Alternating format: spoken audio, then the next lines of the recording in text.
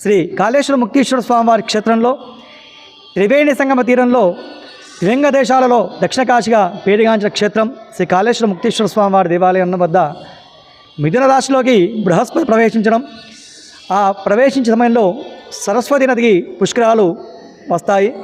ఈ సరస్వతి పుష్కరాలు మే 15 నుండి మే 26 వరకు 12 రోజుల పాటు ఈ సరస్వతి నది పుష్కరాలను ఈ క్షేత్రంలో నిర్వహించడం జరుగుతుంది. గోదావరి ప్రాణహిత అంతర్వాహినిగా సరస్వతి నది త్రివేణి సంగమంగా కొలిపోయిన క్షేత్రం.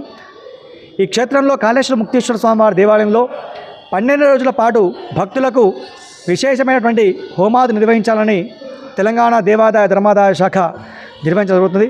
మొదటి రోజున దత్తాత్రేయ హోమము, కార్తీక వీర్యార్జున హోమము, రెండవ రోజున సంకష్టార గణపతి హోమము, మూడవ రోజున హయగ్రీవ స్వయం పార్వతి హోమము,